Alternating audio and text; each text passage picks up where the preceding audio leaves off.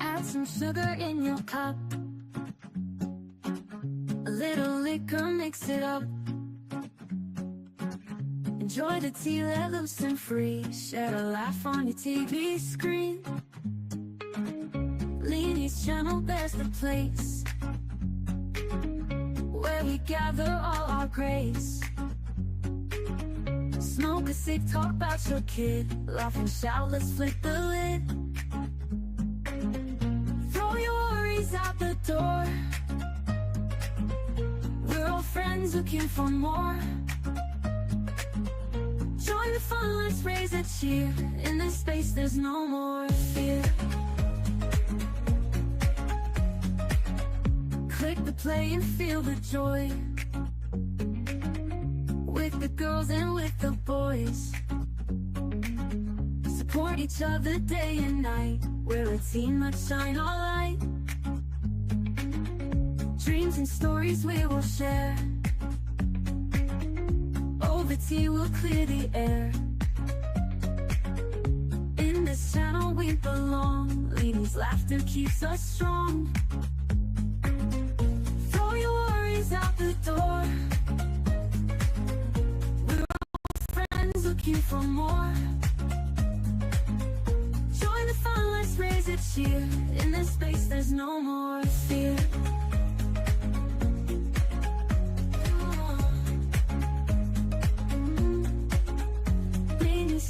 There's the place where we gather all our grace. Smoke a cig, talk about your kid. Laugh and shout, let's flip the lid. Throw your worries out the door. We're all friends looking for more. Join the fun, let's raise a cheer. In this space there's no more fear. No more fear. There's no more fear.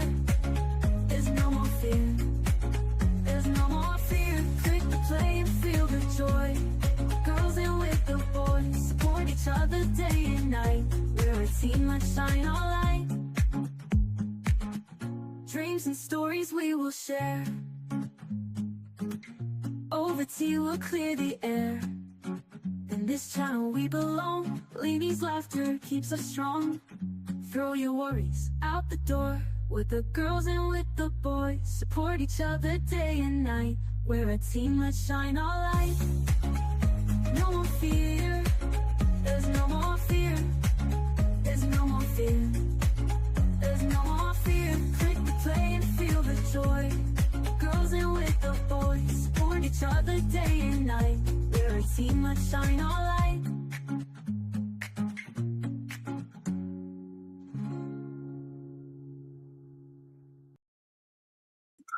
Hello. Hello, three people.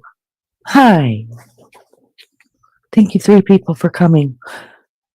I forgot until just a little while ago that Wild Angel's on the airplane, and I had told her I would go live when she was in the air and we could track her plane.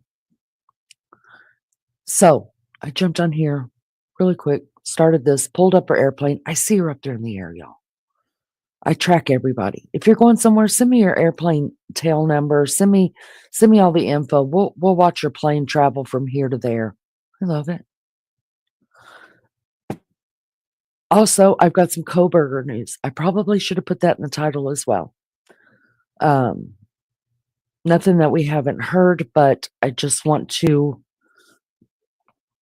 go over some stuff really quick.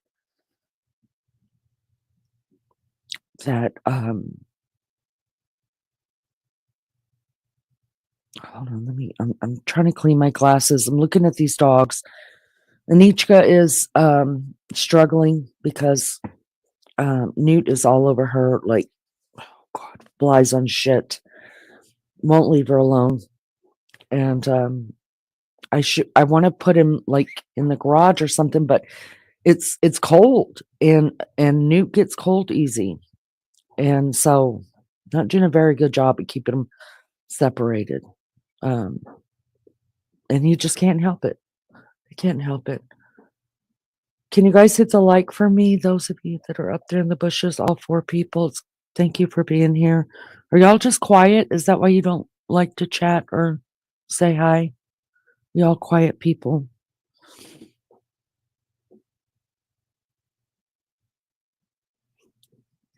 Anyways, yeah. Let me put this. Let's find out where she's at this moment. She was leaving Iowa. I can tell you where she's going. She left Iowa at 3 o'clock her time, which would have been no, it's 4 o'clock my time.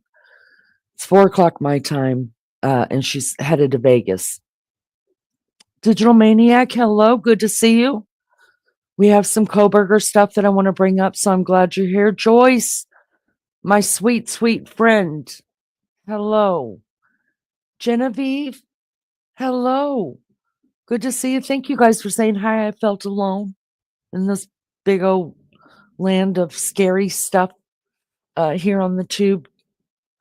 So I'm glad you guys are here. Thank you so much. You don't even have to hit the like. Thank you for just talking to me. I appreciate it. So we're gonna check on WildAngel, and then I've got some Coburger things to go over. Let's bring this. All right, here we go. Let me make sure it's big. That I'm okay. Let me see if I can make it bigger. Well, you guys, I think you can see that. Let me see what happens if I do this. Extend map. Oh, that's interesting. But it didn't do nothing for you guys. All right. So this is WildAngel's plane right here. I can't tell you what this little airport USM is in Iowa. I think that's Iowa. Y'all, I'm terrible with these northern states because I've only been through them one time. And this is her flight path into Las Vegas. Y'all, I had a 12-hour layover in Vegas when I missed my flight coming back home from California. I was stuck in Vegas for 12 hours. I missed my flight by 21 hours. It was terrible. It was terrible. But this is cool. You can check any flights nationally and internationally. It's free. This is called Flight Aware, and you just download it. And I track when my kids get on a flight, when anybody close to me gets on a flight, I track their flight. Especially my kids, because I'm a mama bear. And they think when I first let them know that that's what I was doing, I had already been doing it for a while. They thought it was creepy until one of their spouses wanted to track their flight. And then they got in touch with me like, where do I go to track a flight? I'm like, oh, I thought it was creepy that we were doing that. And no, it's creepy that you do it. Oh, okay. I gotcha. Now. I just gave birth to him. So, and you married. Oh, okay. I got this now. Like, it's creepy when they sucked all of my nutrients out of my body, took up free space in my body for 9 months, made my body never looked the same, put all kind of marks all over me. And then when I gave birth to him, they broke my heart many, many times. But yeah, it's creepy when I check their flight. I get it. So, anyways, I think it's cool because you can follow the altitude and how fast they're going, actually. I think it's cool. So she's flying at 34 feet, people, and she's going 504 miles per hour. Can you fucking imagine? Which all of us do when we get on an airplane, but I don't think we realize how freaking fast we're going. Freaking going. I watched my son on the last flight he took from Indianapolis to Georgia, to Atlanta. And he was headed for a guy's trip down to Florida. And his wife couldn't figure out from her house how to do it from her phone. So I was like, look, I'll just track it. So I was going to track it anyways. Y'all know me. It's my business. And I did. I tracked it. And y'all, I watched that airplane because he had called me and he said, Mom, he said, I'm nervous. There's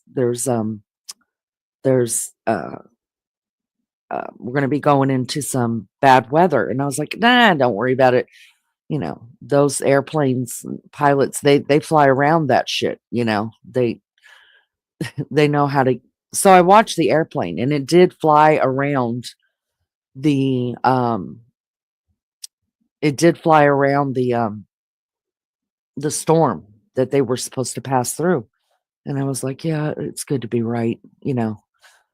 But when they got to Atlanta, there was huge storms there, and you couldn't get around it. I mean, their destination was Atlanta. They had to land there. So I watched the flight, and it looked like I prayed, and I knew it was there. I could see it on the screen. See this green stuff on the screen right here, you guys? These are storms. And I mean, all of Atlanta was just covered. All of the airport was covered in the storm, and there was no getting around it. And after he got off, I saw the plane look like it was going to land because you could see it descending too. And I saw it start to elevate and ascend back up into the air. And I was like, the hell? Y'all, they flew them into Birmingham. And so I texted his wife. I was like, your husband's not landing. She's like, what do you mean he's not landing? I said, his flight's been diverted over to Birmingham, Alabama. And I said, probably because of the storms that they were, going to have to land in. We'll just have to wait to hear from him. And he called us. Well, I'm sure he called his wife first. I'm just the one that spit him out. But I'm sure he called his wife, and then he called me, and I was like, yeah, I saw that, you guys went back in the air and were headed over to Birmingham. And he said, Mom, he said, that plane started coming down. It was rattling. He said, I thought I was dead. He said, I never prayed so hard in my life. He said, the next thing you know, the captain comes over the speaker system or whatever, and literally said this, it's okay, everybody, we're getting the hell out of here. And he said it felt like they went straight up. He said, I'm sure we didn't. He said, but it just felt like, how you ease up into the sky, but you still feel like, I mean, you are going fast, but you could actually feel it. He said it was 10 times worse. He said it felt like literally a rocket going straight up into the air. And they just couldn't land that plane there. And I thought that was interesting. Anyways, it was a good story. Good story. So there's Wild Angel. I don't know what. I know this is Oklahoma, so this is Kansas. I think this is Kansas that she is just now coming into. So, and I think is this Nebraska or is this Nebraska? One of these. Anyway, so she flew out of, oh, that must be Omaha. Is that a D or an S? Anyways, it doesn't matter. No, Omaha's in Nebraska. Fuck me, I don't know. Des Moines. That's probably where she flew out of. Anyways, they went south. I think this right here is Kansas because I know this is Oklahoma. And then I don't know what the hell's next to Kansas. What the hell's next to Kansas? Is that? Oh, see, you could. Oh. Anyways, if you back out, look. So because I've just got the tracking on only this plane, if we go to just open tracking, you'll see airplanes everywhere on the screen, and you can go in and out of it and follow the planes and stuff. But if you get closer, and if you click on the plane, that's kind of cool too. Let me show you. So if you click on the plane, it should. All right, so these are all small planes in a different flight path, right? Or is that the way the wind's blowing? Hold on. I have to push my glasses up so I can actually see. But it used to be that you could click on the plane. Why ain't it doing it? It used to be that you could click on the plane and it would show you a picture of the plane and tell you details about it, like when it was last serviced. And look at that. I love it. This is what I watched Koberger, y'all. I watched Koberger's little tiny plane fly all the way from Pennsylvania. I must not have that one screen up where you could just click on it, and I don't want to click out of this just in case um I lose her. But I mean, I think I like stuff like this. This is cool. I feel like Dora the Explorer loving maps.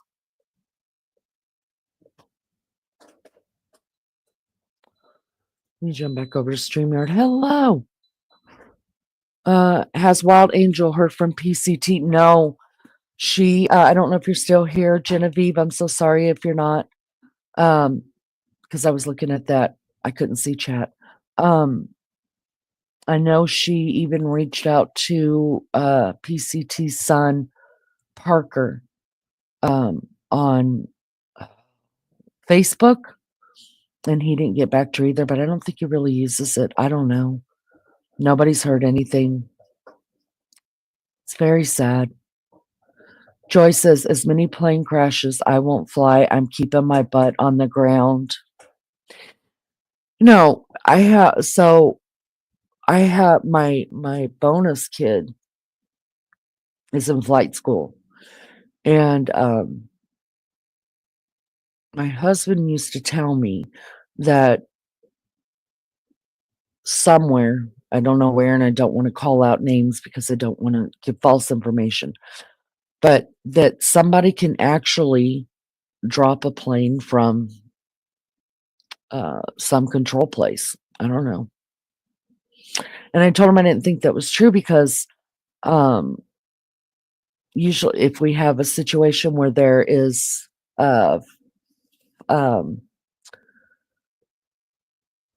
hijacking a plane, we send fighter jets up, right? And he said, well, that's just so hopefully they can land the plane safely, get them to land the plane. So then I asked my bonus child, and he said he didn't know for sure on commercial planes, but like his plane that he there's the details right there. That's why it wasn't coming up. Because I had it on big screen on what I was looking at. He said on his plane, it's a student plane, so when he's in the air and he's flying solo missions, his instructor is watching him from the ground and basically can fly the mission if needed be. And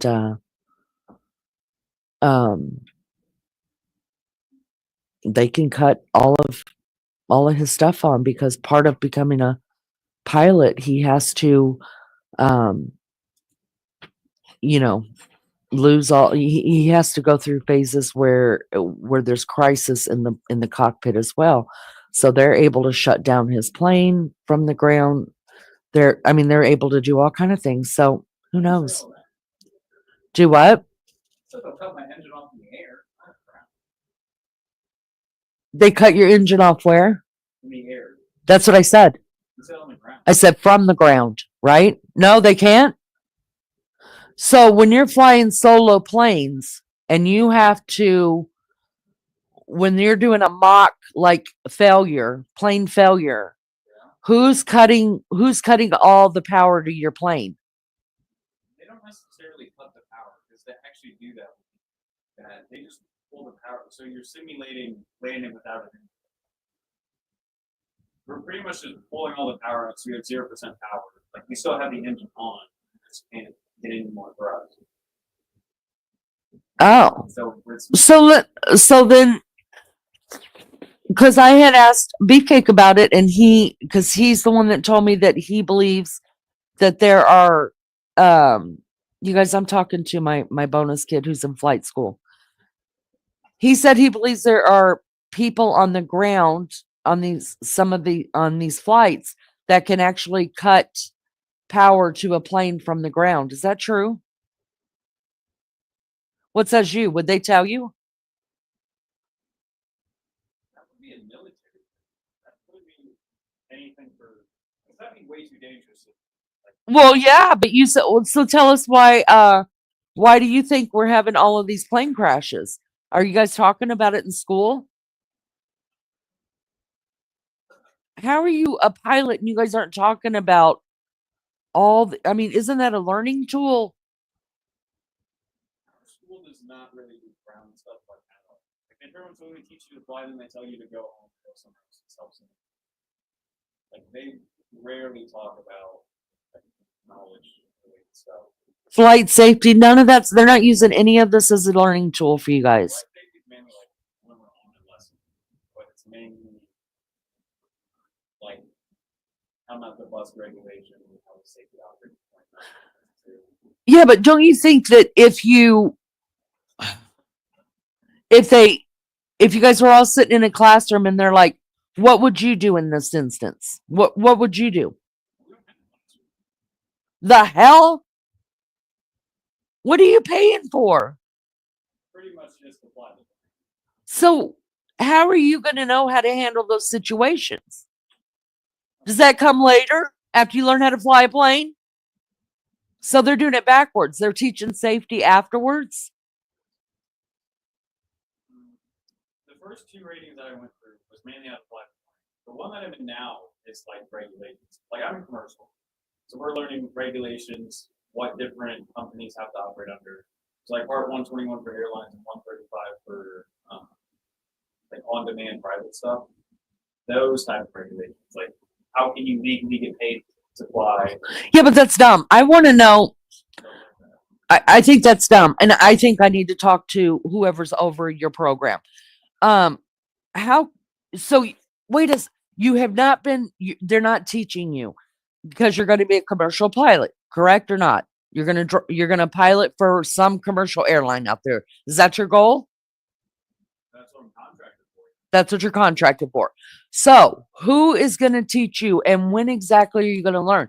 Hey, if somebody rushes the cabin, and they get past the security things that have they even taught you what the security things, have they even taught you about what security measures have changed since 9/11? Do you know what 9/11 was? Okay. Have they taught you what happens on a commercial flight now that did not happen prior to 9/11? We've got like a hijacking procedure.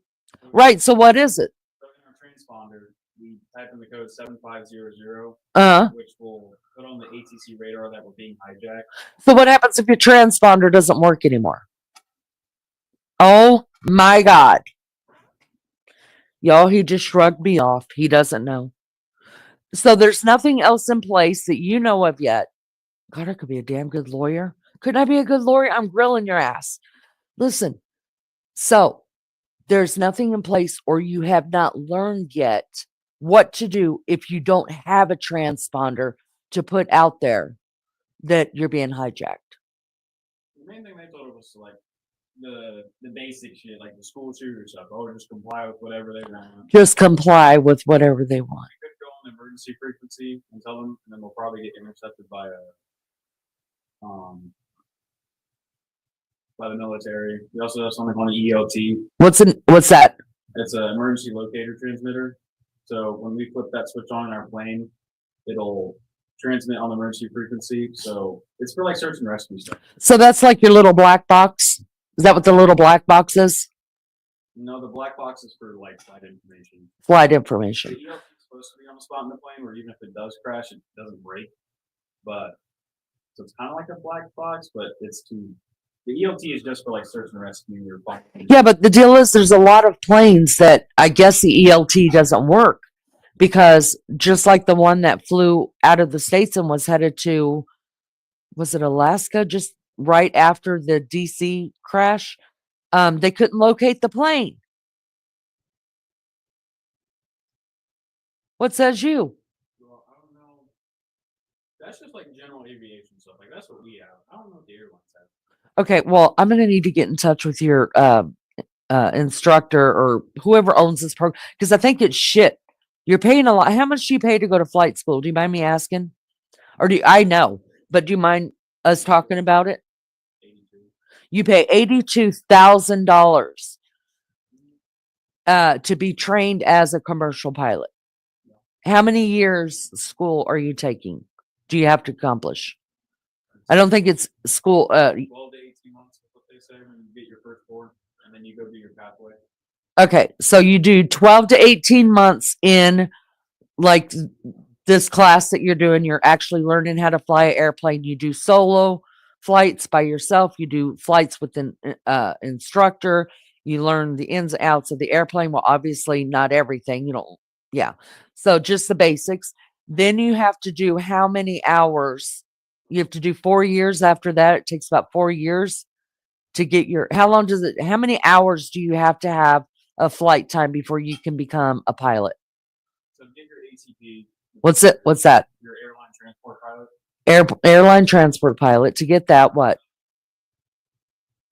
As a certificate, you need to fly as a captain, commercial operations for private, or to fly Part 121, so like scheduled airlines like Delta, Right. stuff like that. You need 1,500 hours of flight time, and then you can be 1,500 flight hours, and then you can get your ATP. There's some other hour requirements, but it's like specific, like instrument time. Oh, so not only do you have to have flight hours, you got to have instrument time, and that's incorporated in the 15 time. Oh, but it's all incorporated. Okay, so instrument time is flying like solely by reference to instruments. You can't see outside. You need like nighttime, solo, cross country, PIC, which is pilot in command. So I'm like responsible for everything, like the safety of the flight, flight control, stuff like that.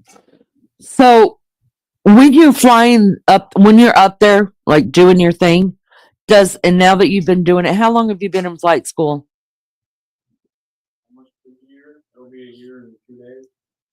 So a little over a year. How many solo flights have you done?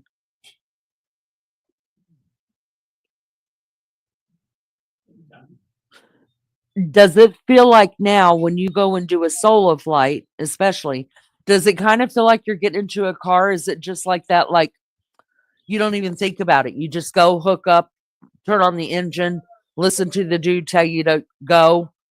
I mean, so is it that feeling, or is it like, or do you have apprehension and kind of like oh damn, let's hope this goes well, that kind of feeling?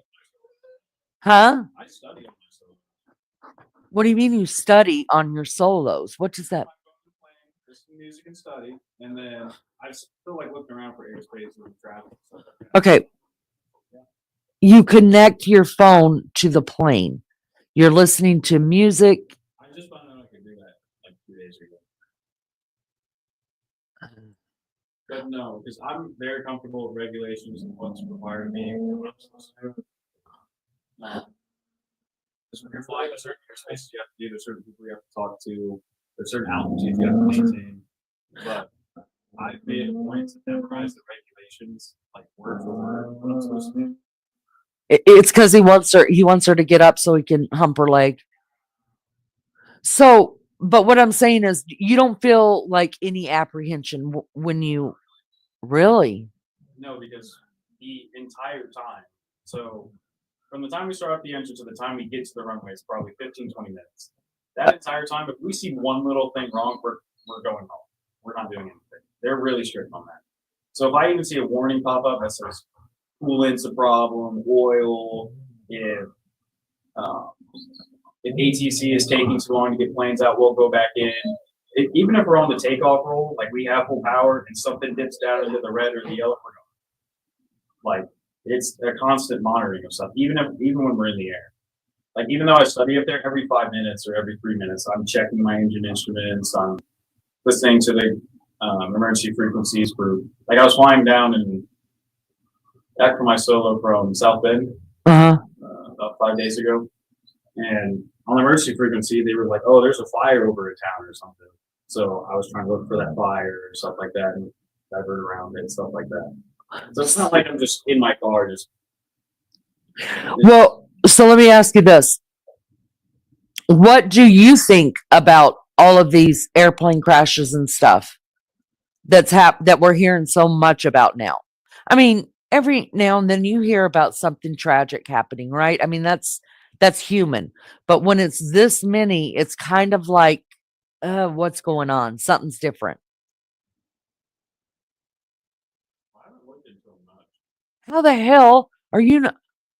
I have failed you.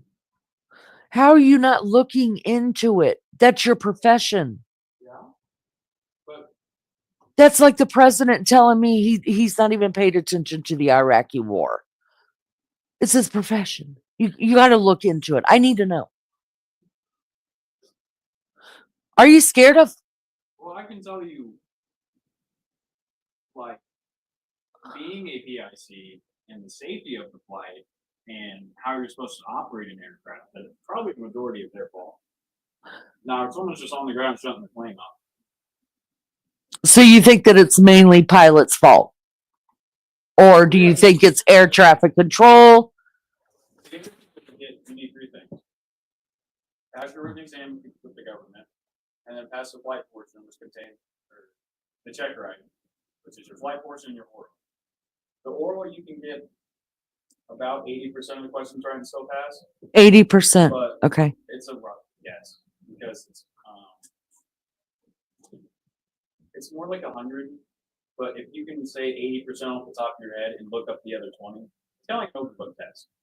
So if he's like, hey, what altitudes do you have to fly over a town? Like, I don't know, but it's 91, 119. I know. Okay. If I can reference it, then I'll pass. The flight portion, if you get even one wrong, you go. So your flight portion, you cannot. So your flight portion, if you forget to flip a switch, you failed. And then do you get to just retake it? Well, you have to pay, yeah.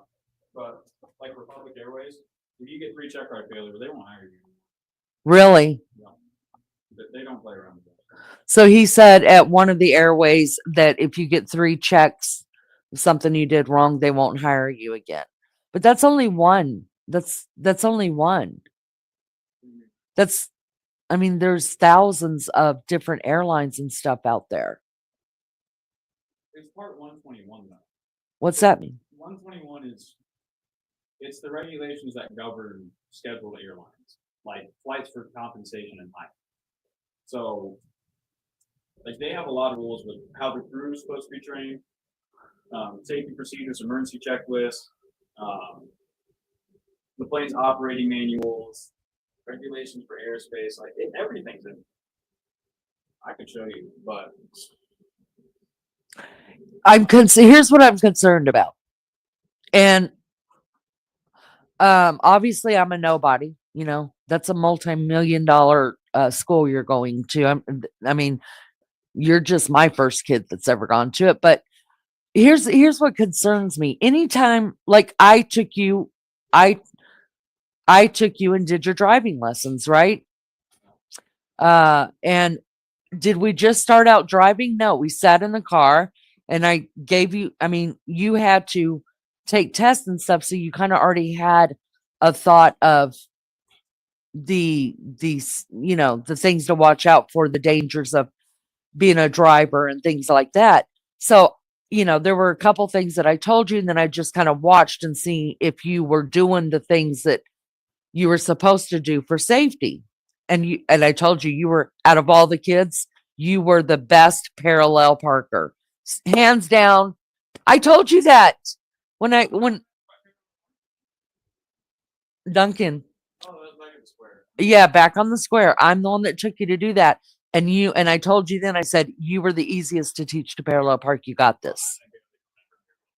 You barely remember it now. Maybe we should go do another lesson. So my concern is that you guys aren't learning enough safety, and I'm probably wrong. Because you're probably, I mean, you're young. The lessons from the instructors are mainly on how to fly the plane and the maneuvers. So like commercial, you get a whole new set of maneuvers that we're supposed to fly. Uh-huh. Their job is to make sure that we do all that. And then if they decide to like push us in the air after that, because we only get a 2-hour block. The 2-hour block is to start the engine and shut down the engine. So we have to like take off, land, fly out of the airspace, do all that in 2 hours. So very quick. Most of the regulations and safety stuff is supposed to be us learning. So it's regulation and safety is self-taught, but it's going to be on the tests. We'll have ground lessons. So the course I'm in now has 66 lessons. I want to say I have 9 grounds out of that. And those grounds are supposed to be 2 hours long. They're running an hour and a half. So about. Okay, let me ask you this one time because I want to be completely clear on what's happening here. Have you ever had are you doing a course? Have you had a course yet that says, all right, dude, so what are you going to do if at this point everything fails? How do you handle that situation? Have you had that? Or what happens if what happens if this certain thing fails that is catastrophic for you to have a safe flight? You're already in the air. Something is supposed to fail on your plane. Okay, so is that being done? Are they teaching you that? Okay, you have me worried. I thought they were just throwing you on the bicycle without the training wheels. Or teaching you what a stop sign is. Or which side on the road you're supposed to ride your bike on. Checklist items, checklist types that we have to memorize. One is memory items. So we have an engine failure. I already know what to do. There's 12 steps to that. Like pitch down for your PA, clouds up to the landing site, blah, blah, blah. And if they don't work, you're dead. Well, we could lose complete engine power and probably have a fire in the engine. I can still land it. It just flies. It doesn't completely. You don't need a. Well, I beg your pardon. That flight that came out of you need to be looking this shit up because I don't know what they're telling you. All right, I know Sully just kind of landed his in the water and it looked like smooth, but that flight that was in what was it, you guys? Was it in Las Vegas or the one that went like a freaking rocket out of the sky, just dropped out of the sky? But that huge. It just happened a couple months ago after the DC one. It put a huge crater. So don't tell me you guys are just kind of drifting through the air and gliding. It doesn't happen. You come out of the air like a rocket. Yeah, but he's a professional. We're all supposed to be professional. Yeah, but that other one I know was a helicopter, but it still shot down from the air like nobody's business. Huh? Because it blew up. Because it blew up before it hit the ground. Then how did it create the big ass crater that it did? I don't know. I didn't look into it. So if a plane loses your engines, that's part of my training now. So in private pilot, which was my first rating, you just had to learn to when your engine got shut off, do your checklist items, read the checklist if you had time, depending on where you failed or what altitude you got failed. And then just to find a field to land in or a runway to go to land. After that, turn your engine or just say that your engine's back on. And then that training's done. The training that I'm in now is I will fail my engine and I have to land on the runway with my engine failed. I've already done that like 30 or 40 times. So you fail your own engine and you still land it. Yes. And it has to be precise. How many? A spot on the runway and land on that spot with my engine failed within like 150 feet. Wow. Okay, I'm feeling better about the school. How many crashes has your school had? We had one accident, but it wasn't a crash. Well, it was a crash, but it wasn't like it was last January or December before I started. It was actually the first instructor that I went through that. He said his engine failed. He was in a lesson with a student. He couldn't really land anywhere, so they had to land on the highway. Landed on the highway. You can look it up. It's on there. And as they were going to land on the highway, one of their wings clipped the power line. And they still ended up getting down. And then after they got down, the student instructor got their stuff and got out, and then it blew up. Oh my God. Let me see. Sorry, guys. I was turned away from my screen talk. I don't know if you guys can hear.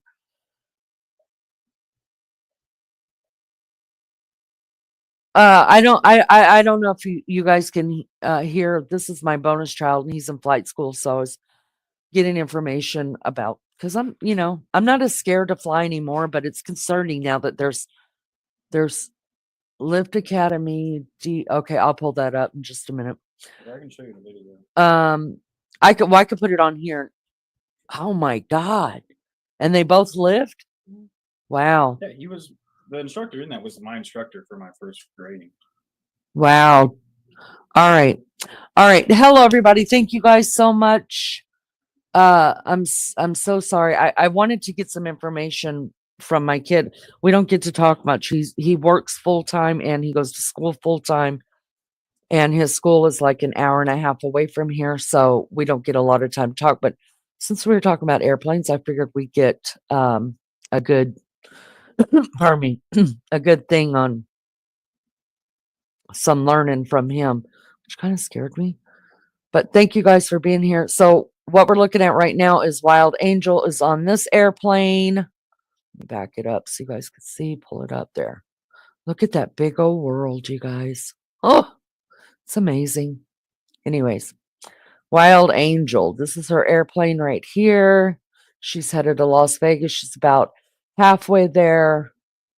And this down here, she's dropped altitude just a little bit. You can follow the altitude and how fast they're going. Actually, the altitude is the green line, pardon me, and the yellow line is how fast they're going. So right now she's going 487 miles and she's flying at 34,000 feet.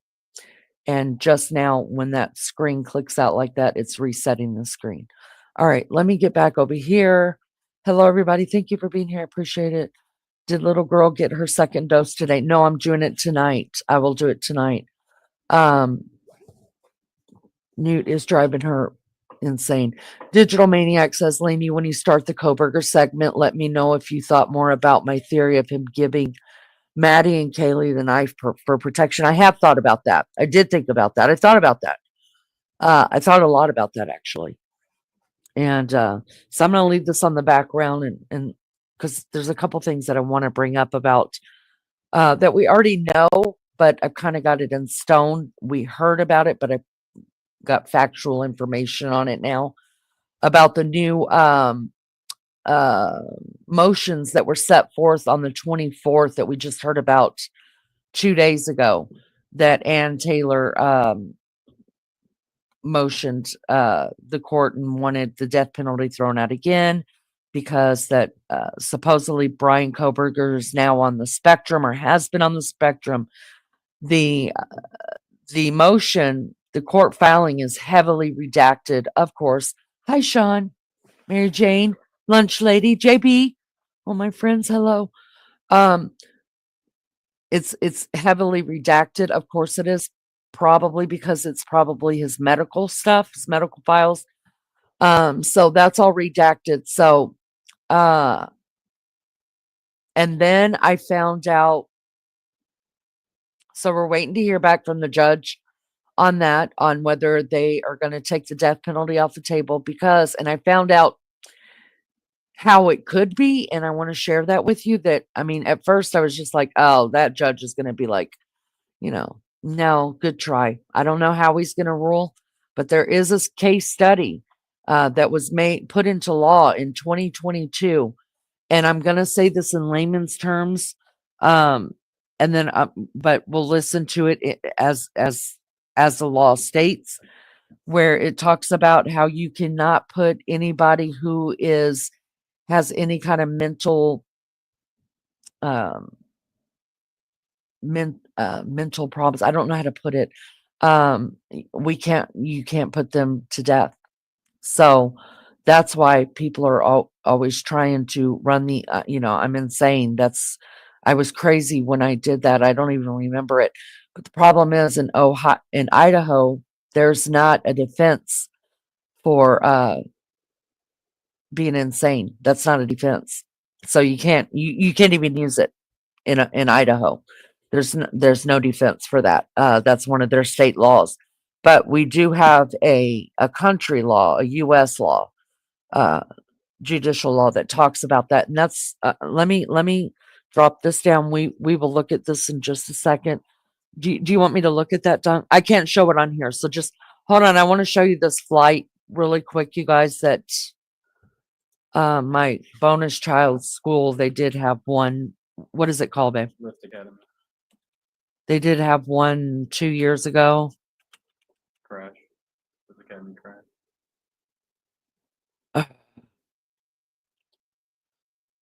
I don't know how to do that. They did have one crash. So I'm gonna bring that up really quick. That one might have the video.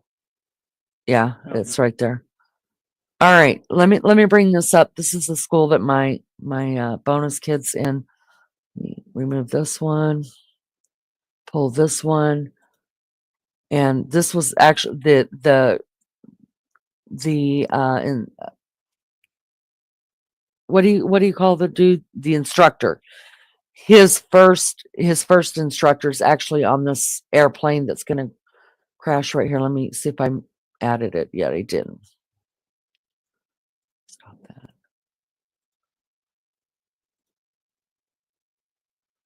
All right. Let me see if I've made it as big as I can.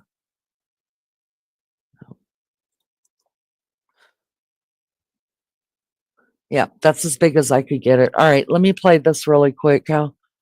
Let's see. It's an airplane. Fuck me. I don't want to go to X. No. No, no, no. It's an airplane. Last year.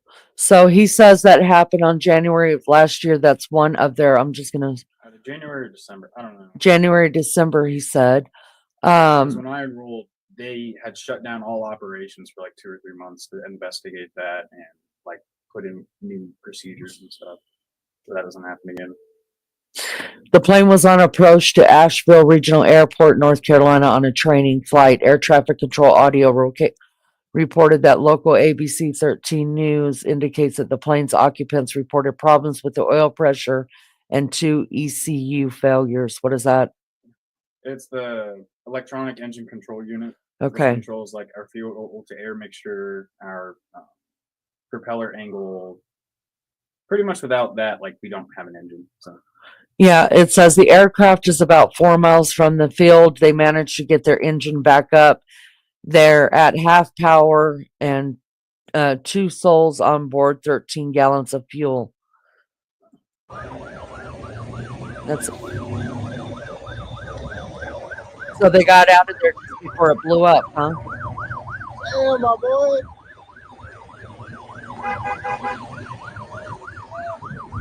Oh, it's a plane. yeah, the It's a interpretation fucking went out plane, for bro. Oh. the public for training.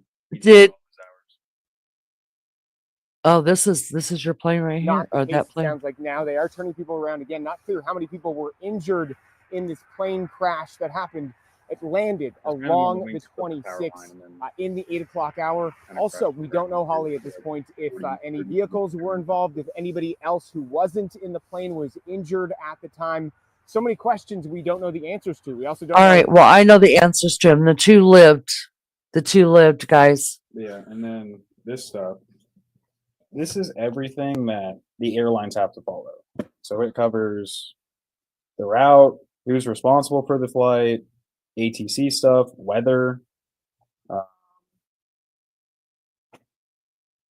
data that you're supposed to get before the flight.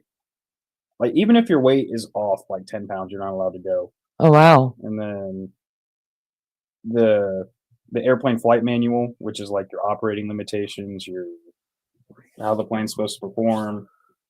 It covers everything. All right, I feel a little bit better about that. I feel a little bit better about your $81,000 being used properly. Yeah. But I wouldn't. And I'm supposed Listen. to learn most of that by heart by the time I get my ATP.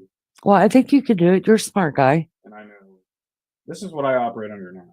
Is Part 91, which is like general aviation stuff. I know most of this by heart. They're Part 91, and you have to do Part 67 for your medical. If you have a special medical or a special reason, you'll get a Part 68.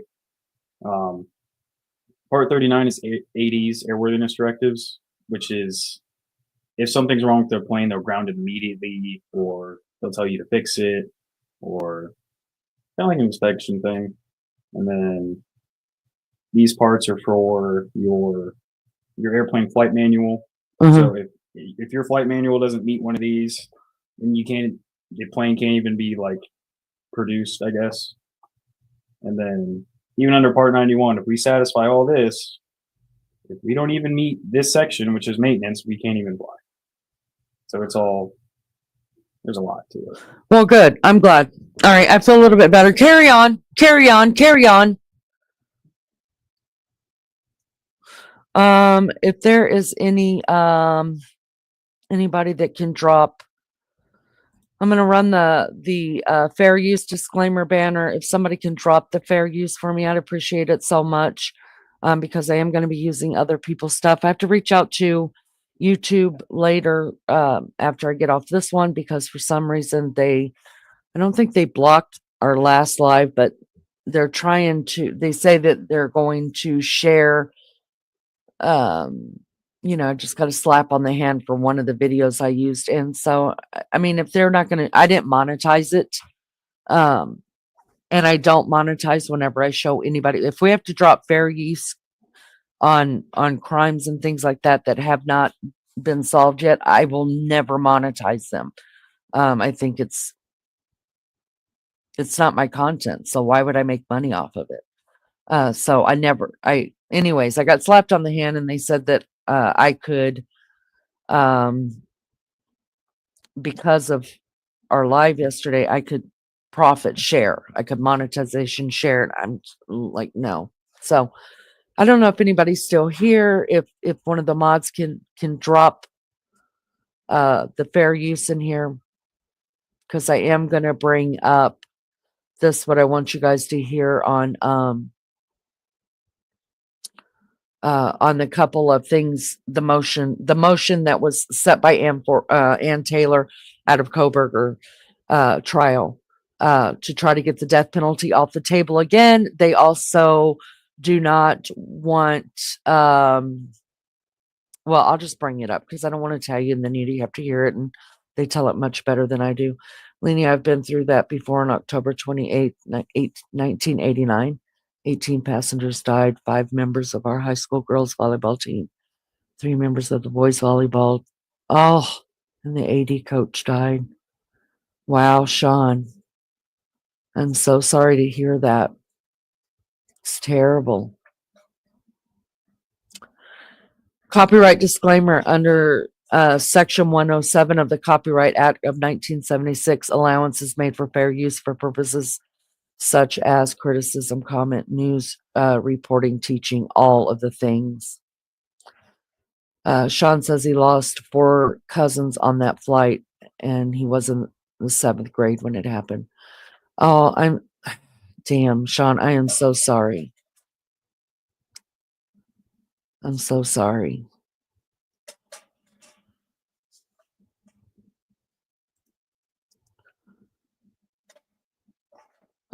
All right, I'm going to bring this up. Let's see. You guys, this is from the Law and Crime Network. It's Crime Fix with Anjanette Levy. And this was published, I saw it published 23 hours ago. So yesterday it was published. And now this video is actually 25 minutes long. I'm not playing the whole thing. I just am going to fast forward to the places that I want to talk about. And then we will, I'll give you my take. I'll give you my take, if you're still here, Digital Maniac, on what I think about the knife being given to Kaylee and Maddie, which I thought was a great thought to bring up. All right, let's listen to this. Table for portability within the courtroom can be placed out of the way when not in use. This model is being constructed by the Federal Bureau of Investigation. I guess I started it too soon, but what it is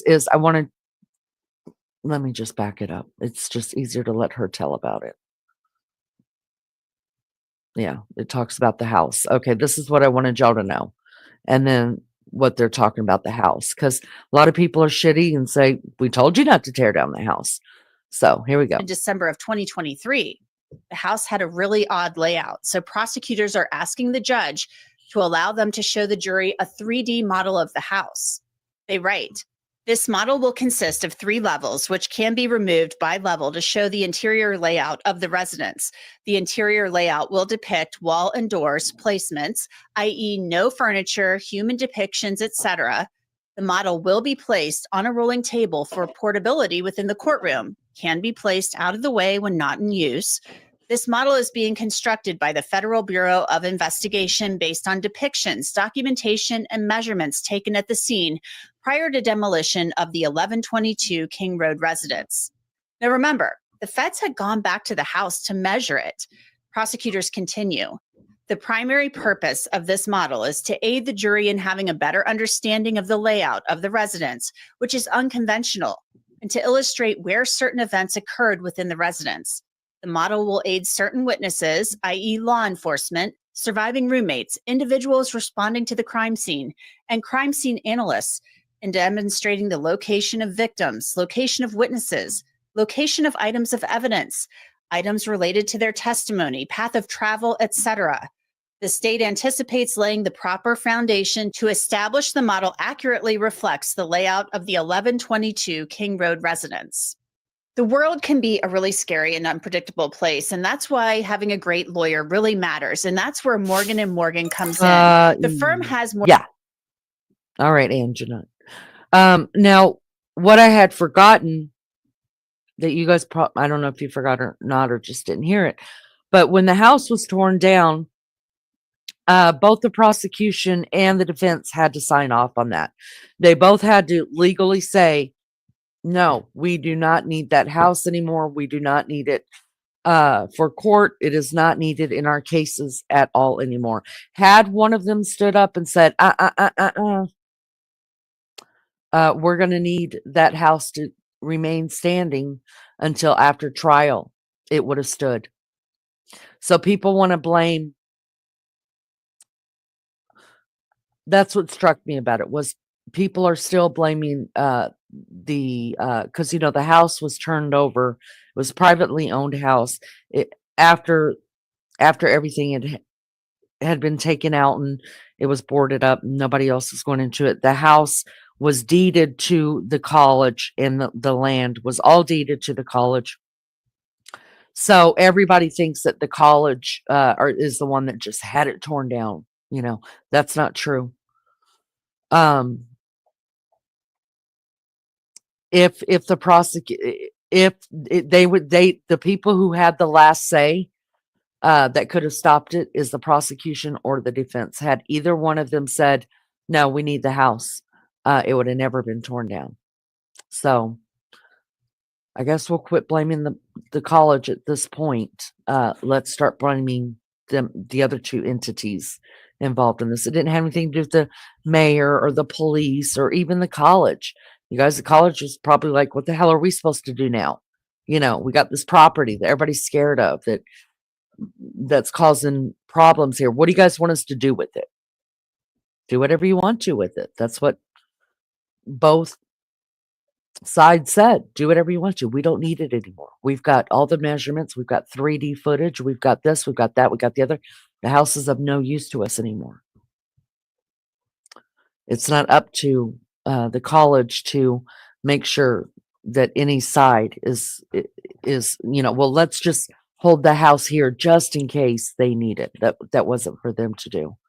All right. I'm going to move on to this part because I don't care about all of that. Okay. All right. This is what I want you guys to listen to. Listen to this. This is concerning the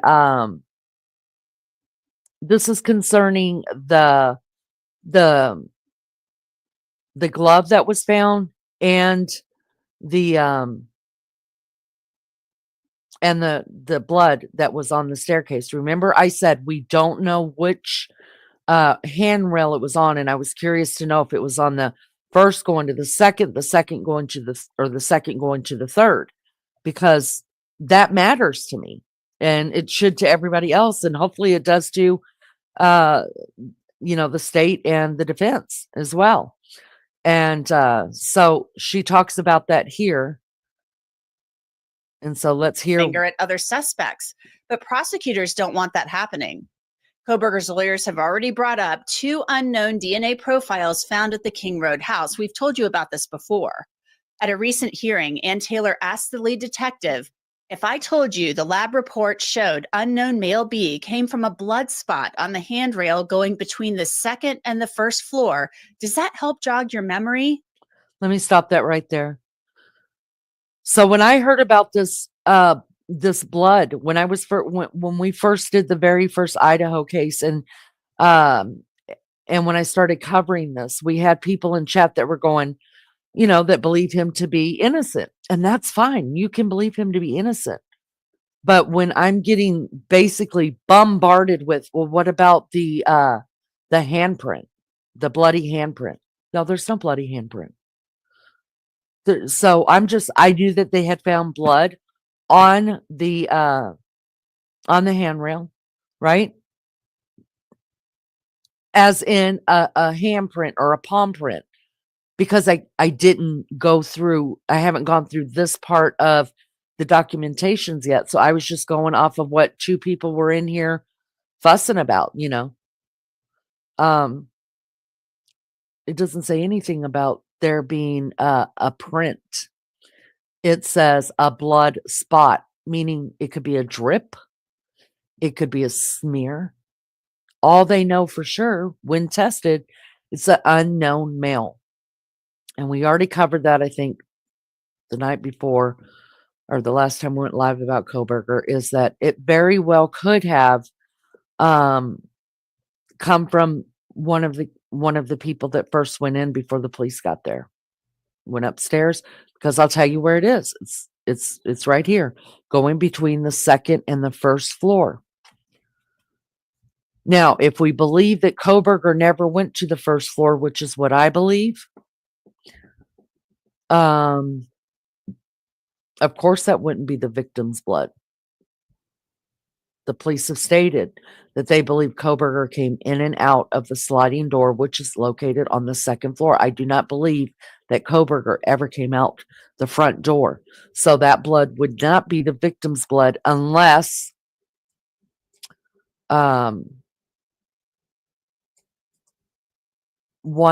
somebody who had been next to the victims had smeared it. But then it would show whose blood it is, right? They know it's an unknown male. Does that mean that there was another killer in the house? Tell me this. If they don't have any blood from Koberger, who is the accused killer in this, if they have no blood, and we don't know if they do or not, they don't have to put everything in here. How would another killer, if there was more than one, why would he have blood? But was Brian Koberger smarter than him? This guy must not have wore gloves or something when he was helping murder the victims. I don't know. I guess for me, of course, the defense wants to keep this in, that there was an unknown blood spot on the handrail going between the 2nd and the 1st floor. How they're going to work with it or whatever, I don't know.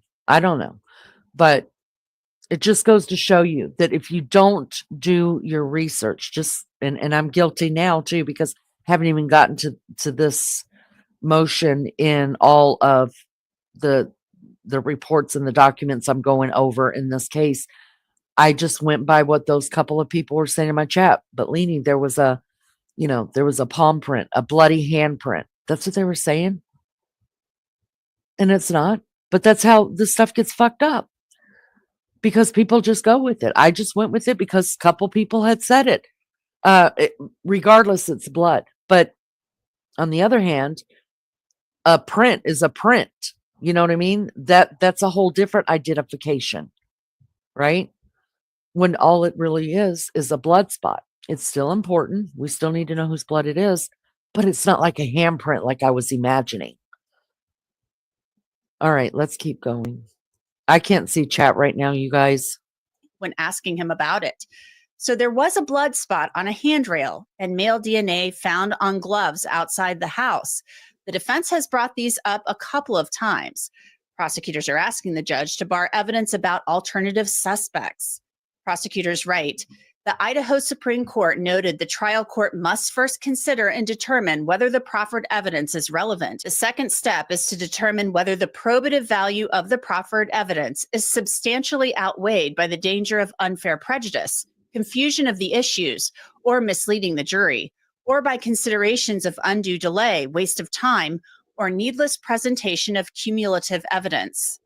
Prosecutors do not want Koberger using the "some other dude did it" defense. Now that is not that is in no way out of the ordinary, you guys, that prosecution would not want that. Listen, we just talked about this kid who went to jail. I was watching his trial. I told you guys a little bit about it. He had killed his father, murdered, I'm not going to say murdered. He wasn't convicted. Killed his father in Oklahoma. Oklahoma deemed it an accident. He got sent down to Florida and he killed his mother. And he went to trial, and it was deemed an accident. But those jurors were not allowed to hear that he had actually already killed his father. Would that have changed things? Possibly. If you put in your mind, wait a second, how does one accidentally kill his father in one state, and then a year and a half later, kill his mother by accident again? How does that happen? No. So it's not unusual that whoever the prosecution is says, look at here, we're not going to bring in this part. All we want to talk about is the evidence we have against this accused person, and they can decide whether this person is guilty or not guilty. And if somebody else is involved, then we'll prosecute and arrest this person. I personally don't believe anybody else is involved, and maybe they've got evidence to the contrary that nobody else was involved. We'll see. They write, in this case, during the course of the investigation, literally thousands of tips regarding possible perpetrators were received by law enforcement. With the exception of information regarding the defendant, none of these tips were substantiated. The state submits that any attempt by the defendant to offer or argue an alternative perpetrator theory without evidence specifically connecting persons other than the defendant to the homicides would do nothing more than mislead and confuse the jury, and would also result in undue delay, waste of time, would be a needless presentation of cumulative evidence, and unfairly prejudice the state. Under the Idaho Supreme Court's ruling in Meister, this should be prohibited. The prosecution is also asking Judge Hippler to bar the defense from presenting their alibi at trial. The one where he was out driving west of Moscow, including visiting Wawawe Park.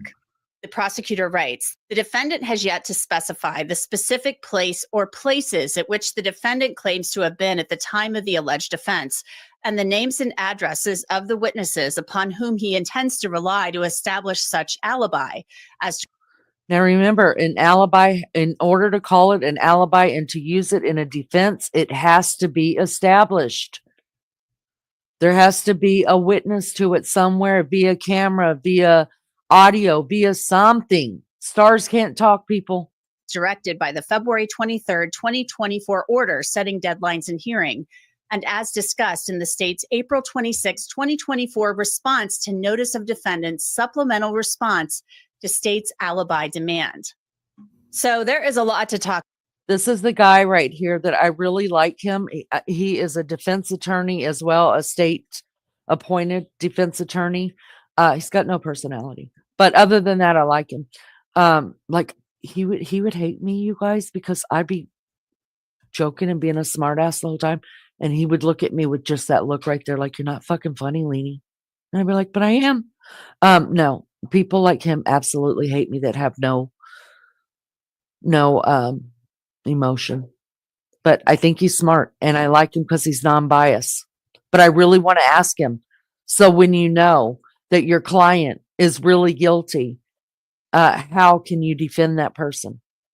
I need Anjanette Levy to ask him that question. Talk about, and to do that, I want to bring in Philip Dubé. He has worked as court-appointed counsel in Los Angeles County. Philip? He has great teeth. There have been a lot of motions in limine filed to address issues at trial. And I want to start with this first one about the state basically saying Brian Koberger's alibi, this alibi he's presenting that he's at this park and he's driving around, not really an alibi. And so Judge Hippler should tell them they can't present this at trial. Your thoughts on this? Well, it's a little complicated, and I'll tell you. Obviously, he wants the jury to know that he was elsewhere at the time of the crime, that he was either praying and chanting and sitting in a lotus position, maybe doing Pilates stretches, looking at the stars, as opposed to slitting poor students' throats, okay? And that might be true. Let's give him that. The problem is you have to disclose that upon a discovery request from the prosecution early. You can't just wait to the 11th hour. And there are reciprocal rules of discovery in the state of Idaho that require the defense to turn over all the facts surrounding the alibi, any witnesses who can corroborate it, any physical or circumstantial evidence or digital evidence that you might have. If you don't turn it over, it deprives the state of its ability to investigate it and to rebut it. The remedy is discretionary exclusion by the judge. So in theory, Judge Hippler could just say, you know what, you didn't turn this over, knock off this gamesmanship. There is now a doomsday sanction for this type of gamesmanship, and that is exclusion. So move on to your next defense theory. It's not going to be alibi. Now, on the other hand, you never want to deprive a defendant of a defense. And it is discretionary for a reason. There may be legitimate, good cause reasons why the defense did not turn it over. It could be that they were waiting for the prosecution to provide them with really important probative evidence to prove his whereabouts that they could not get on their own through the subpoena power.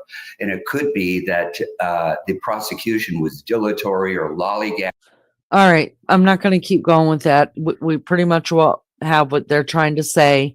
They want that part thrown out. We'll see what the judge, he has not put any motions forth. He has not given his verdict or ruling on any of these motions that have been put before the court yet. So we're waiting to hear that. I will go live on that as soon as possible when I can get it and look over it.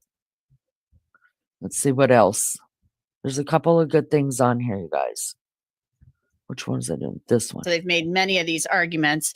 But they're saying, the state is saying, look, you missed your deadline and you haven't given us any witnesses. You haven't met the code requirements for presenting an alibi.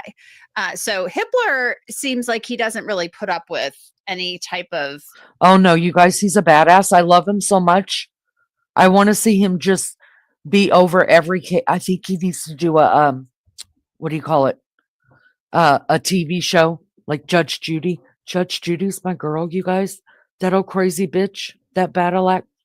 Oh my God. I love me some Judge Judy. I have to tell you that right now. I want to slap her and hug her at the same time. She makes me crazy, but and then I laugh, and then she's crazy, and then I laugh.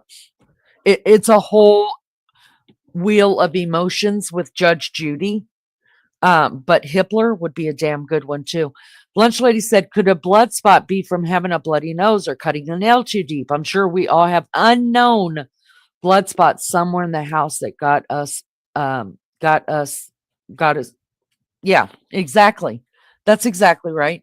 And that was a big house with a lot of people in it. There's a lot of unknown DNA, but because I think it was a blood DNA, that it was a blood sample, that they had to take it, of course, because could have been, it could have proven the perpetrator went out down through the bottom, down to the first floor. So I understand why they took it. I'm glad they took it.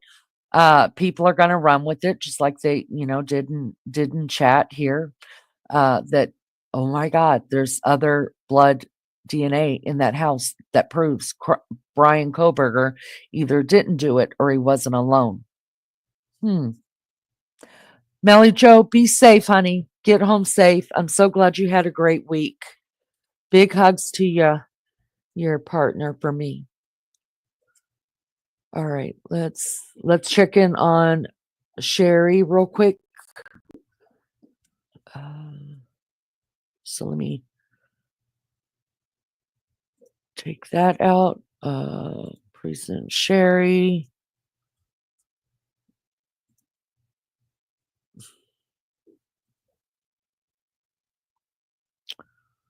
Flight aware, flight aware, flight aware. There we go. All right, let's see. Sherry's been through 1, 2, 3, 4. She's fixing to go into her 5th state.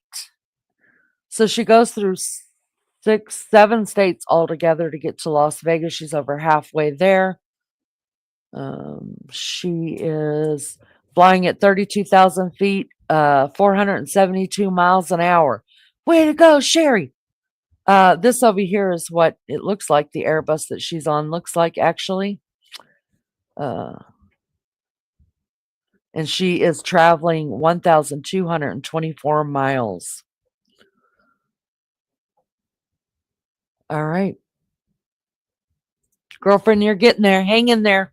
You'll be gambling in no time. All right, let me pull this back up.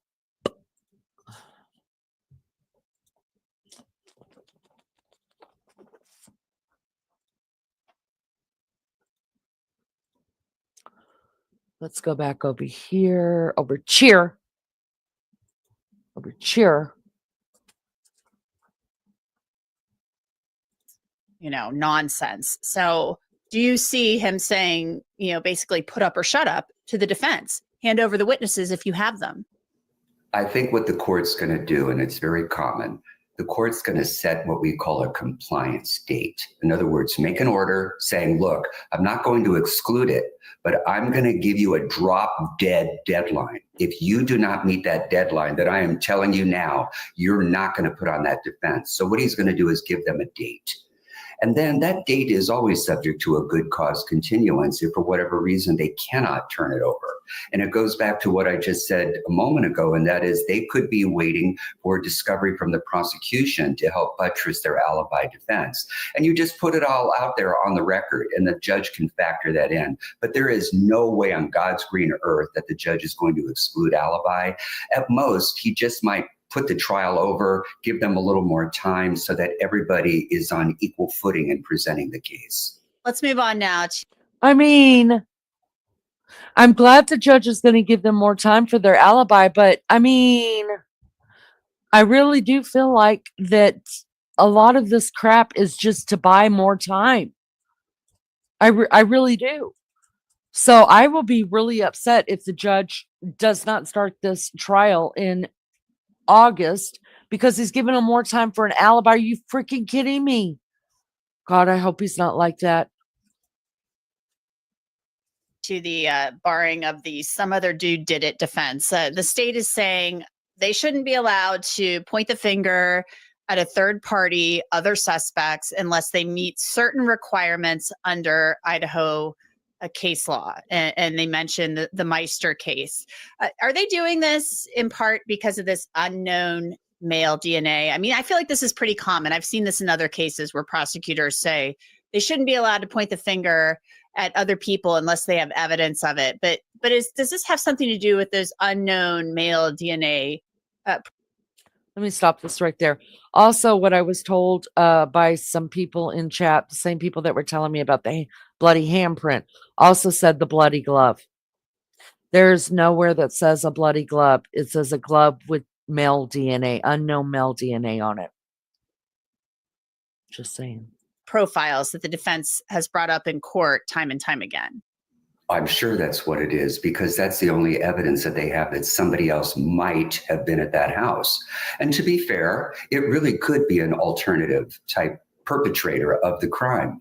But again, it goes back to what I just said moments ago. They already have that discovery. Remember, the defense learned of it through the prosecution. So it should come as no surprise and no shock that they're going to try to use that biological evidence to link this sort of unknown third-party culprit to the homicide. Now, the problem is for the defense, if you really think about it, it's sort of inconsistent. He's saying he was sitting in the lotus position, contemplating his navel, looking at the stars. Okay. How can you have an alibi? okay, and yet claim that there is a third party culprit. You have to kind of pick your poison, if you will. Otherwise, you're going to have to put on both defenses, and it's going to look desperate to the jury.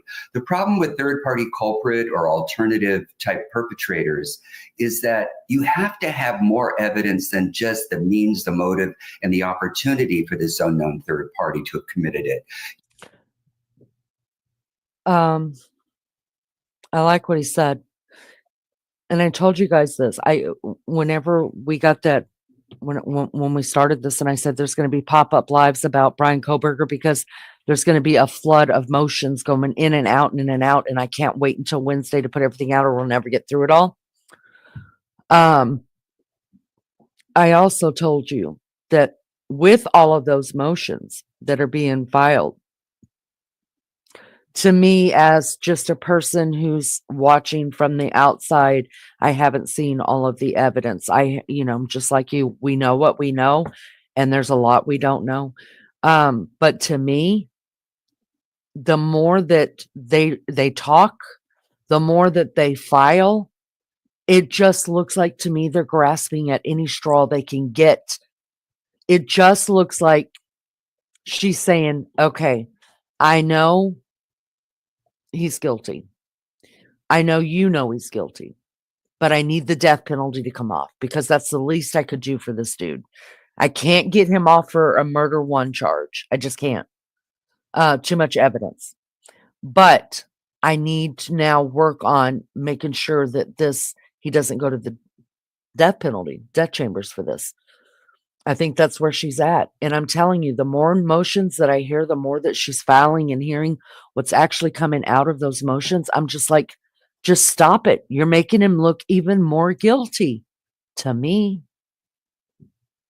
You need something concrete to really link that person to the crime, as opposed to just some evidence of presence of another person's DNA in the abstract. And what they should do, maybe, if they haven't already, is run that specimen through CODIS, the Combined DNA Index, or through investigative genealogy, like they did to Brian Koberger, and see if you can find out who that is. If you're not going to do that, then it looks like the state's hiding the ball.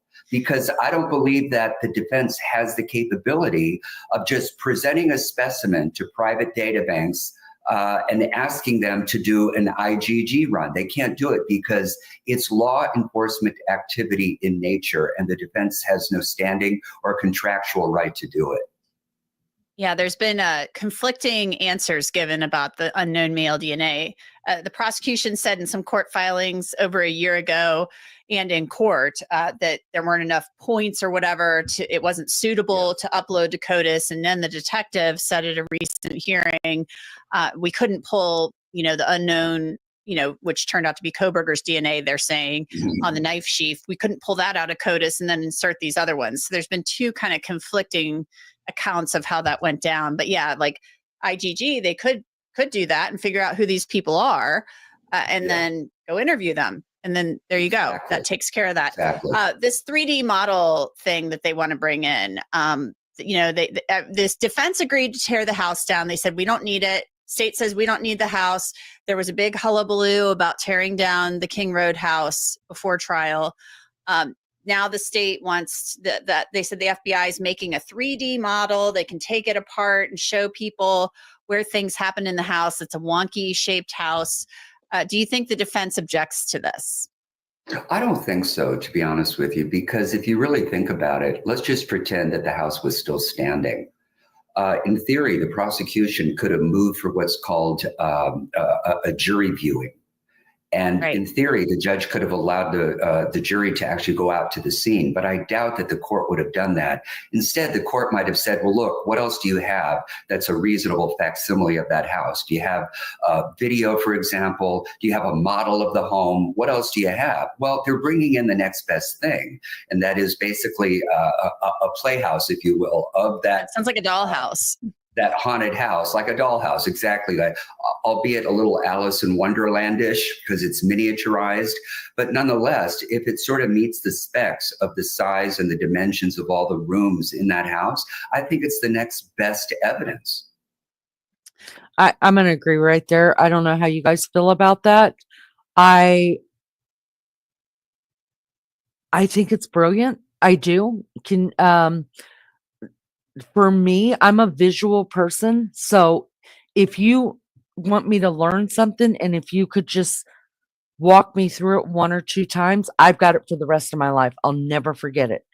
But if you make me read it or you send me instructions, y'all, I'm screwed.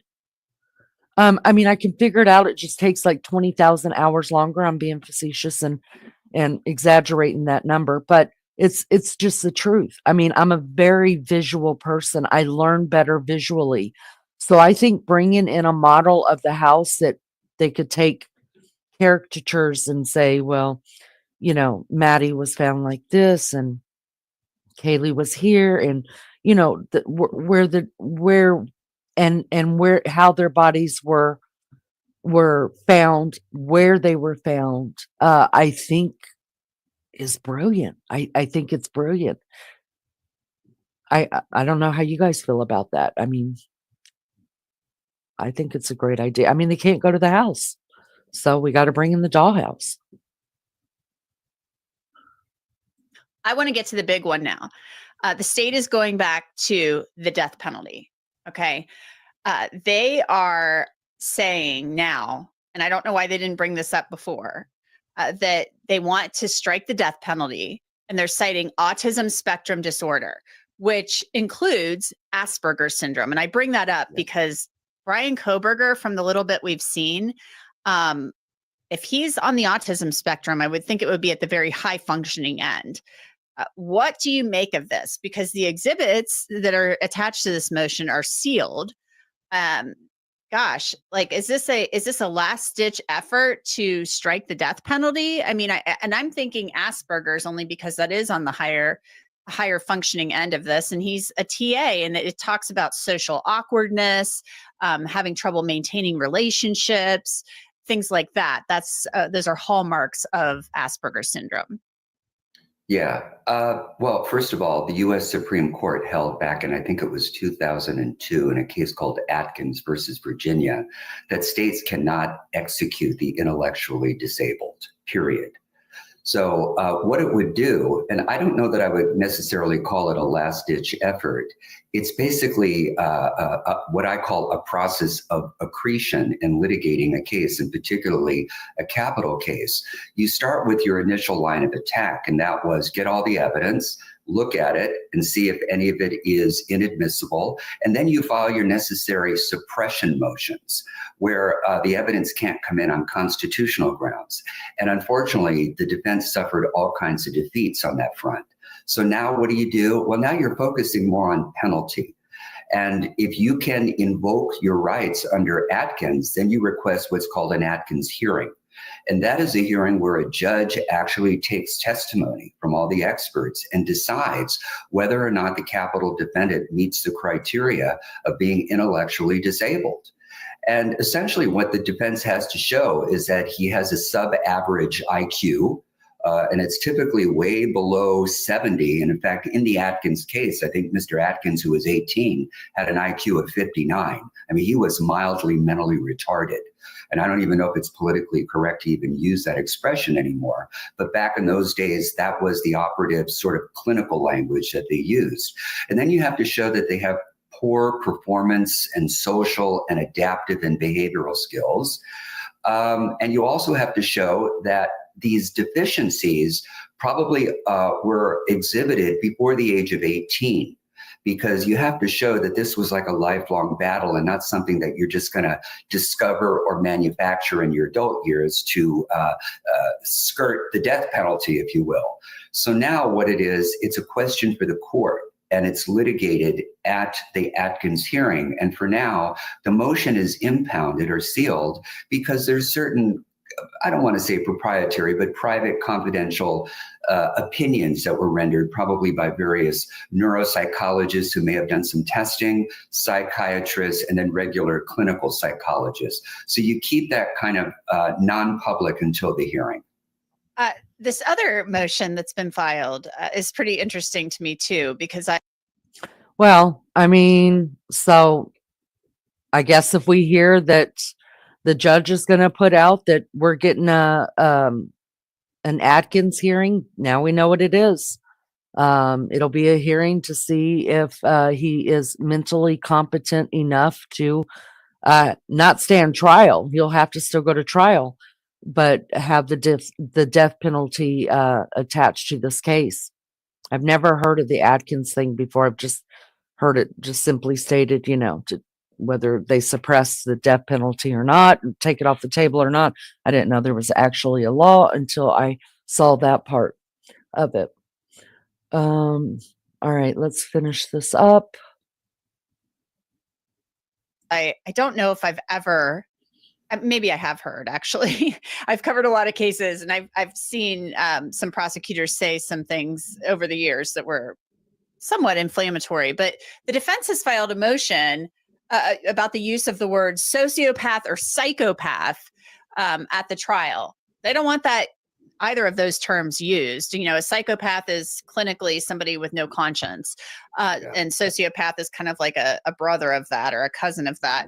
So, wow, why would they file that? Because that to me seems like something that might come in maybe in a penalty phase if you're talking about possible testimony from a psychiatric expert or a psychological expert. It's certainly not, to me, something that would come in your case in chief.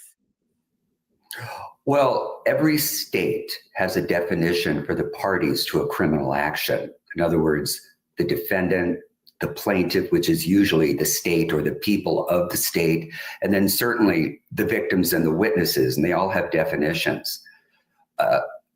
The definition of a defendant is not a psychopath. It is not a sociopath.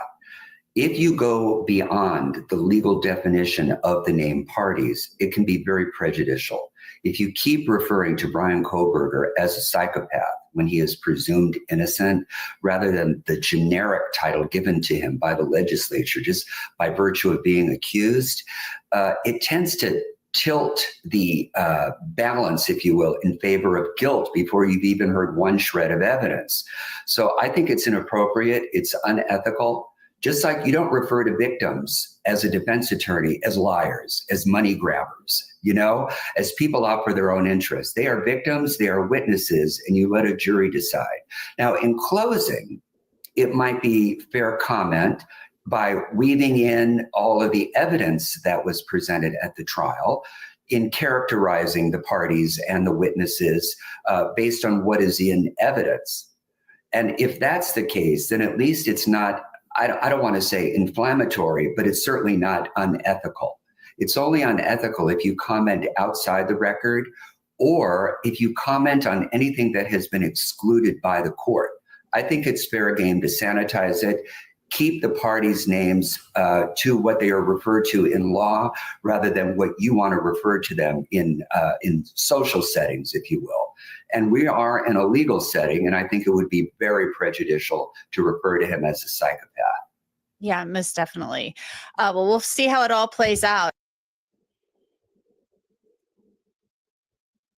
All right, there's that. I'm going to agree with him at the end there, you guys. I don't think that anybody should be able to call him or anybody in a courtroom or with any kind of legality saying, I think in the courtroom that's an opinionated thing.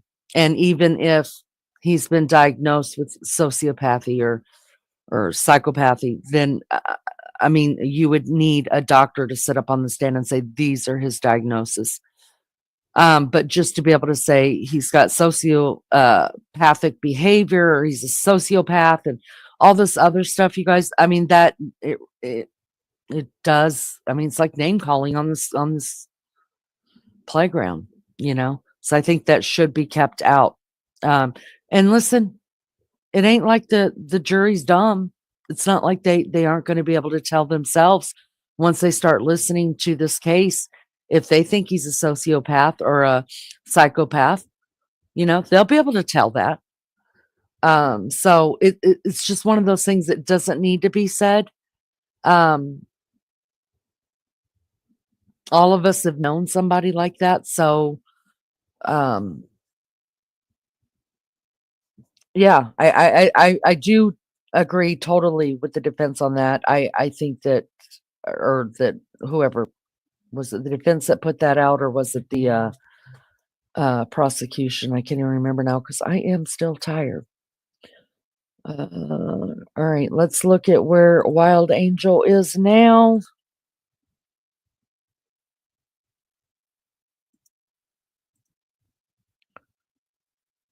Ooh, all right. So she is.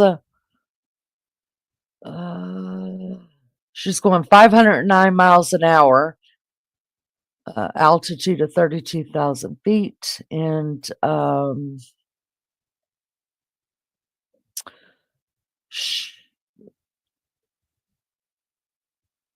me pull this in. So so they went right through some bad weather. She's not far. She's not far left to go. Let's see what this says. Um,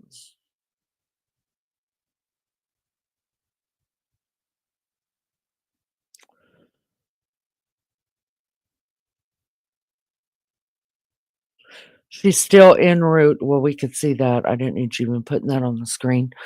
I wanted to see if, let's see. Oh, DSM is Des Moines. Aha. She's flying into Harry Reid International. Okay. All right. She has got, see, this shows the duration of the flight 2 hours, 50 minutes. So, what time is it there? 5, 3. See, this factors in. She's actually only in the air 2 hours and 50 minutes, I think, but because it factors in the time changes. Because I think she's going through 2, if I'm maybe just 1. I can't remember. I know she and I are 1 hour apart. That may be just 1 hour. No, I think it's 2. Yeah, she's going through 2 flight zones. So we're all from Indiana over. We're Eastern Standard, and then we've got Mountain, and then what's the next one? No, yeah. What is it? Pacific and Western? Is that what it is? I know it's Western. Fuck, I don't know, you guys. I'm so tired. Not that I would know it if I wasn't tired, probably. Anyways, they have dipped down just a little bit here and there, and then so I probably will not stay on here to watch her completely get there. If you want to continue tracking Wild Angel's plane,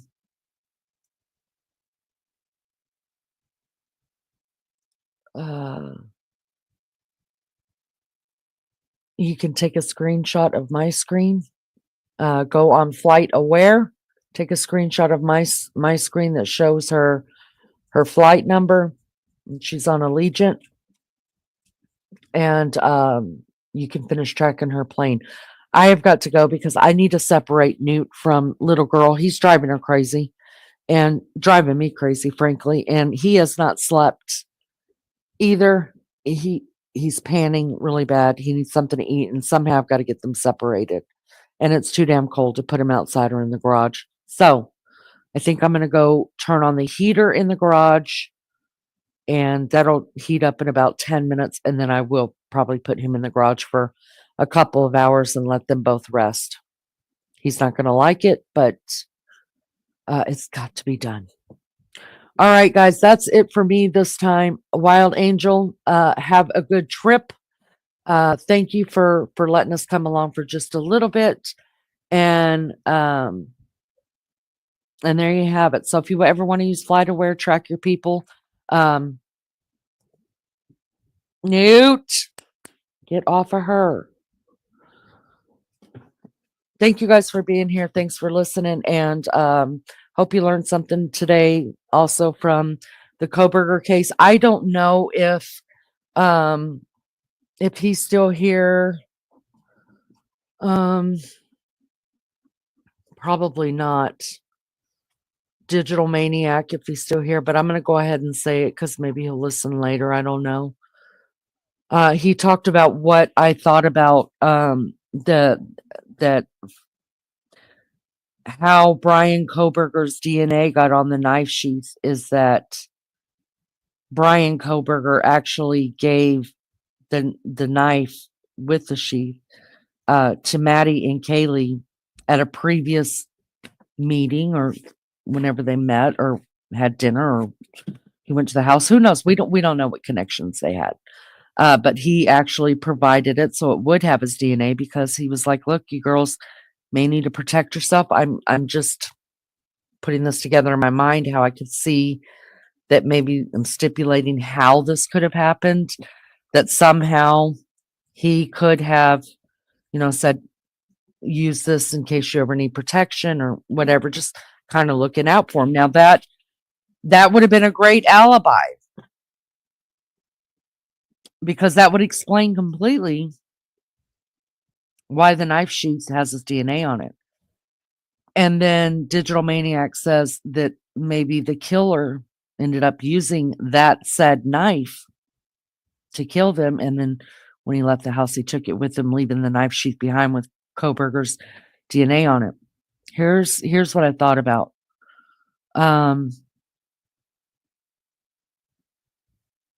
If I'm giving you a gift, whether it's a knife or a rose or a cup of coffee, it's going to have my DNA all over it. I'm going to be holding a handle. I'm going to be holding, it's at least going to have trace DNA, right? It's going to have my DNA because I'm the one that held it to hand to you. And it's not going to be a hidden DNA. And I say that in air quotes because where the DNA is found is kind of a hidden DNA that he didn't get to wipe. So if I'm giving you a gift, it's going to have my DNA somewhere on it, if not all over it, because I have no reason to try to keep my DNA off of it. That's the part that if I was a prosecutor, I would say that's not going to work here. And I would use that as my case anyways. When have you ever given a gift to somebody that didn't have your DNA all over it and not in hidden places? So, and on top of that, if we remember when the crime first happened for the first month, at least the first month, it was probably the first freaking year. The Goncalves family, Steve and Christy, the parents of Kaylee, were given every bit of information they could find about it, about the case. And they were asked about Brian Koberger when the name finally came out and the picture came out and Kaylee's sister found all this stuff on social media about him. They said, now they could have been lying. I don't know. But they said that as far as they're concerned, Kaylee and Maddie never knew him, that there's no connection. But then they came out and said, through further investigation, they knew that Brian Koberger had been following them on social media, but that Kaylee and Maddie were not following him. And that he also liked, air quotations, some of their posts and videos. And that he also had sent a message to Maddie that was never responded to or even opened. I think I heard it wasn't open. Don't quote me on that. So I think in order for somebody to accept a knife, and I'm not talking about a pocket knife, I'm talking about one of these scary ass knives. You would have to be very trusting. And I mean, if I could just imagine someone handing me a knife and saying, "Here you go, my friend, my loved one, protect yourself." I'd be like, the hell you didn't walk around with that. But I guess if my brother or my sister or whatever, that'd be different because they have this. But I feel like I'm pretty close to Lunch Lady, and I know she has my best interest at heart. But if I want to go visit her and she's like, "Leanie, I'm really worried about you. There's some crazy people on online and I'm scared for you, here, take this knife, protect yourself, I'd be like, bitch, can I have a gun? I'd rather use that than a knife.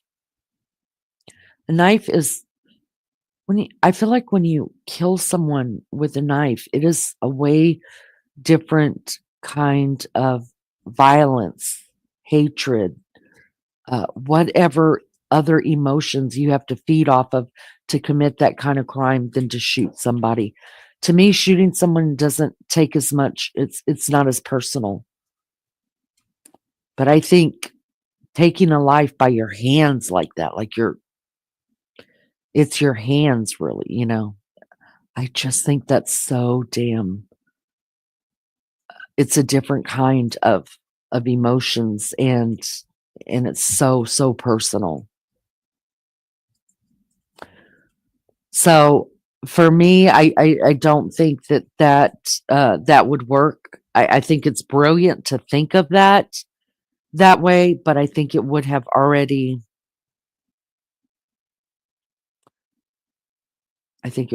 come out, and they definitely would have found not only his DNA all over the knife sheath, but Kaylee or Maddie's, one of them had to be there too. Now, that's not to say that there wasn't DNA on that knife sheath of one of the girls. I don't know. But I'm just saying it wouldn't come in the form of blood DNA or something like that. It would come in the form of touch, right? So that's what I think about that. Let me know what you think about my theories. That's where I would go with it. And I'm not a lawyer, and I'm not a forensics, and I'm not a nobody but a leanie who plays a lot of shit on YouTube. And I try to use my real brain and just common sense. And the thing about being in medical field or healthcare, anything like that, you have to have a sense of critical thinking. And I think having that also helps to weed bullshit in different areas like this, like this. And I'm not always right.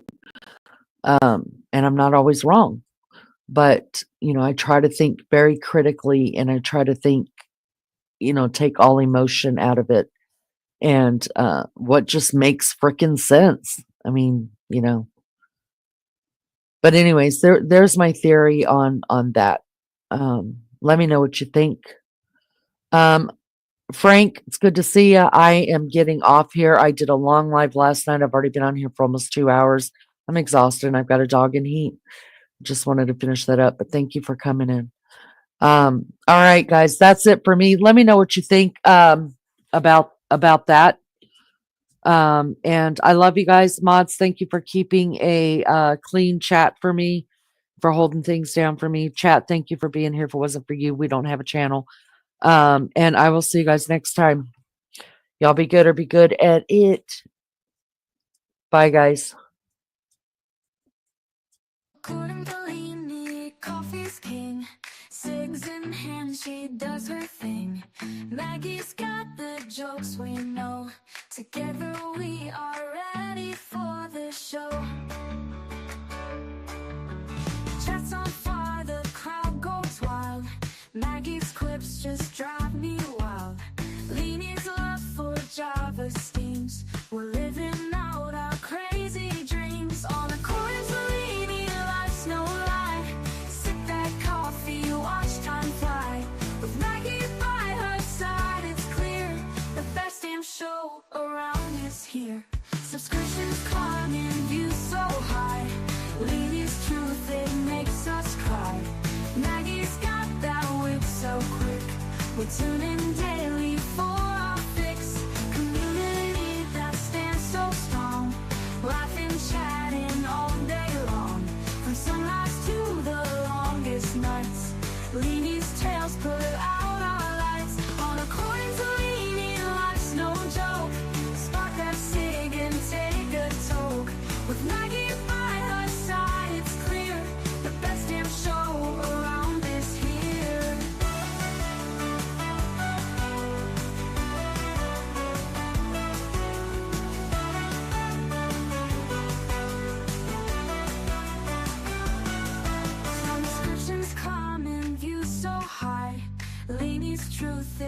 makes us cry. With Maggie by her side, it's clear the best damn show is always near. On a Corinne Zellini, life's no